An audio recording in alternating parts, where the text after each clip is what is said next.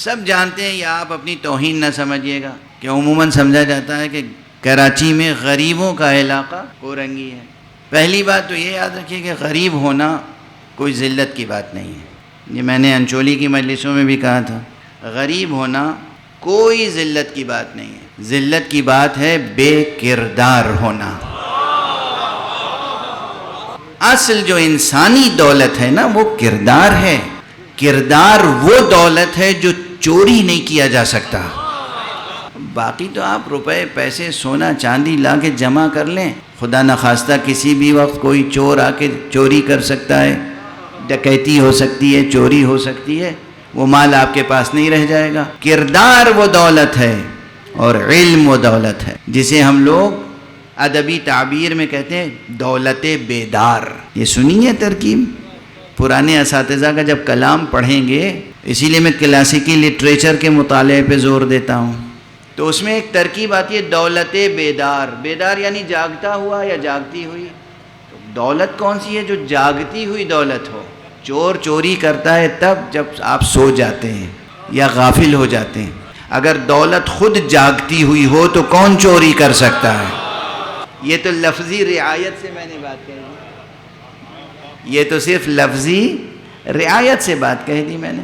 دولت بیدار کہتے ہی ہیں کردار کو، حسن عمل کو اور حسن فکر کو، علم کو۔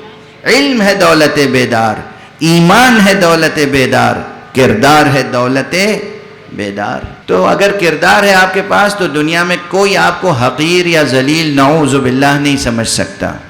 لیکن غریب رہنا کوئی اچھی بات بھی نہیں ہے، اس لیے کوشش کرنی چاہیے کہ آپ دنیا کو تسخیر کریں، کمانے کے جتنے ذریعے ہیں استعمال کریں۔ اور کمانے کے سلسلے میں اسلام کا ایک رویہ بتا دوں، فقہ اسلامی اور اہل بیت نے جو سکھایا ہے وہ بتا رہا ہوں، کان کھول کے سنیے گا، اور جو کہہ رہا ہوں کہا سنا یاد رکھیے گا، بھلا نہ دیجیے گا۔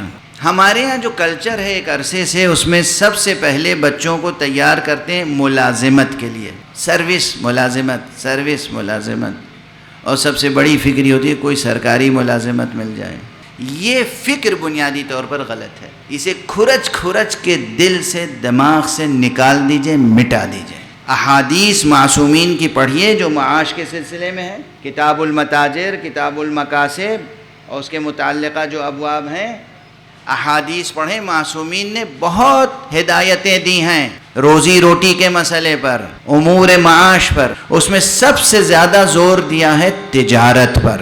بزنس کریں، چھوٹے سے بزنس سے آغاز کریں، خود بخود اللہ برکت دے گا۔ کوئی بزنس ذلیل نہیں ہوتا، آپ مال رکھ رہے ہیں، بیچ رہے ہیں۔ بزنس میں کیا ہے؟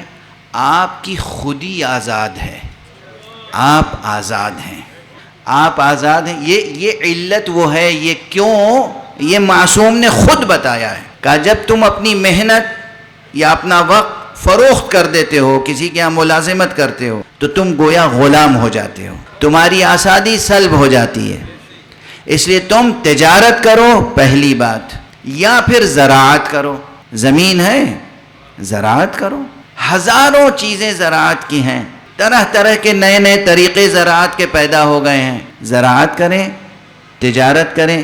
پھر صنعت ہے، صنعت، تجارت اور زراعت کے ساتھ صنعت ہے، یہ سب معصومین نے سکھایا ہے۔ صنعت یہاں تک فرمایا کہ مجھے حیرت ہے کہ جس کے پاس مٹی اور پانی ہے وہ بھوکا کیسے رہ سکتا ہے۔ یعنی کچھ نہیں تو مٹی سے، پانی سے مٹی گوندھ کے کھلونے بنا کے بیچ سکتے ہو، مٹی کے برتن بنا کے بیچ سکتے ہو، مٹی سے نہ جانے کیا کیا کچھ بنا۔ یہ معصوم کا جملہ ہے، میرا جملہ نہیں ہے، کہ حیرت ہے مجھے کہ جس کے پاس مٹی اور پانی ہو وہ بھوکا کیسے رہ سکتا ہے۔ تو صنعت، کچھ بنانا اور بیچنا، انڈسٹری، صنعت، زراعت، ایگریکلچر اور تجارت، یہ تین چیزوں کو سب سے زیادہ معصومین نے فوقیت دی ہے۔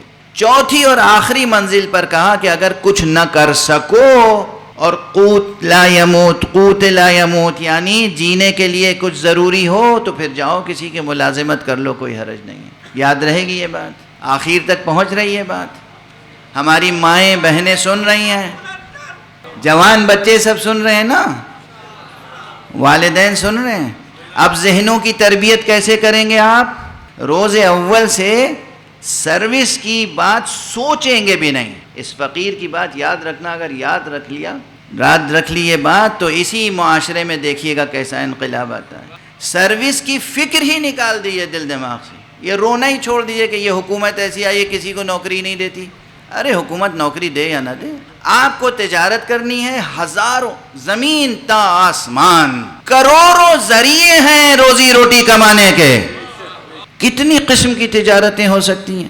ابھی ایک عزیز ملے مجھے یہاں پر، انہوں نے اپنا اخبار دیا، اللہ ان کی توفیقات میں اضافہ فرمائے. یہ جو اخبار چھپتے ہیں یہ بھی نہ جانے کیا مریضانہ ذہن ہوتا ہے اخبار والوں کا. اس میں صفحوں کے صفحے نہ جانے کیا کیا چھاپتے ہیں. دو موضوعات پر صفحات مخصوص ہونے چاہیے، ایک تعلیم، ایک تجارت. تعلیم یعنی دنیا میں کن نئے کورسز کو انٹروڈیوس کیا جا رہا ہے، یہ ہمارے بچوں کو معلوم ہونا چاہیے. ڈھونڈ کے، یعنی ہر اخبار کے دفتر میں ایک ایسا شخص ہونا چاہیے جس کو یہ وظیفہ دیا جائے کہ تم تلاش کرو پوری دنیا میں نیا کون سا کورس آیا ہے، نیا کون سا سلیبس انٹروڈیوس ہوا ہے، نیا کون سا طریقہ تعلیم ایجاد ہوا ہے، تاکہ وہ ہمارے جوانوں اور بچوں کو بھی معلوم ہو جائے. کرائم رپورٹرز تو بہت ہوتے ہیں کہ دنیا میں کہاں جرم ہوا اور کیسے جرم ہوا، کس طریقے سے جرم ہوا، تاکہ وہاں جن لوگوں نے جرم کیا ہے ہمارے بچے جرم کرنا نہیں بھی جانتے تو خبر پڑھ کے سیکھ لیں کیسے جرم ہوتا ہے. خبر پڑھ کے سیکھ لیں بچے کے کیسے. کرائم رپورٹنگ نہ کیجئے، ایجوکیشن پہ رپورٹنگ کیجئے. اور دوسرے، دنیا میں کون سی چھوٹی بڑی تجارتیں ہیں جو انسان کر سکتے ہیں. واضح اس مجمع میں بہت سے صحافی ہوں گے اس وقت بالفعل یا مستقبل میں صحافی بننے والے ہوں گے، تو انہیں یہ معلوم ہونا چاہیے کہ نیشن کی تربیت کے لیے، قوموں کی ترقی کے لیے کن موضوعات پر ہمیں کام کرنا ہے، کن سبجیکٹس پہ کام کرنا ہے، کیا بتانا ہے جوانوں کو. تعلیم کی راہیں کھولنی ہیں، تجارت اور رزق و روزی کی راہیں کھولنی ہیں. واضح ہے. یہ تو درمیان میں بات آ گئی تھی. لوگ کہیں گے یہ ممبر سے کہنے والی بات نہیں ہے، میں سمجھتا ہوں ممبر ہی سے کہنے والی بات ہے.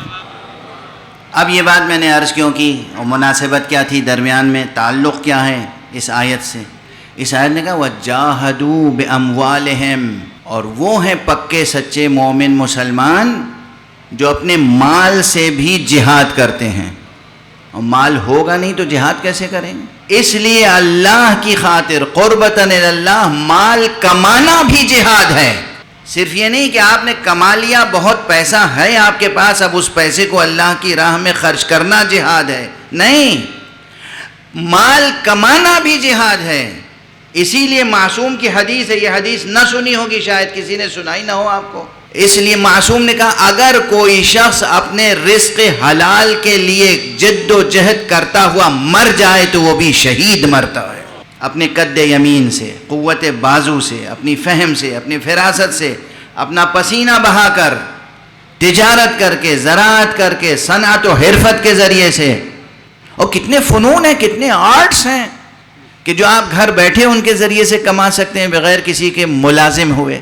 تو اللہ کی خاطر اپنے عزت نفس کو بچانے کے لیے، اللہ کی خاطر اپنے بیوی بچوں کے رزق و روزی کا انتظام کرنے کے لیے، اللہ کی خاطر اس نیت سے زیادہ کمانے کی فکر رکھنا کہ ہم اپنے خرچے سے زیادہ کمائیں تاکہ جو بچے وہ اللہ کی راہ میں لٹائیں. یہ دنیا والے صرف تلوار سے جہاد کو جہاد کہتے ہیں. دیکھیں جہاد کی کتنی سینکڑوں قسمیں ہیں جہاد کی، جہاں ایک قطرہ لہو کا نہیں ٹپکتا اور انسان کو جہاد کا بھی ثواب ملتا ہے، شہادت کا بھی ثواب ملتا ہے.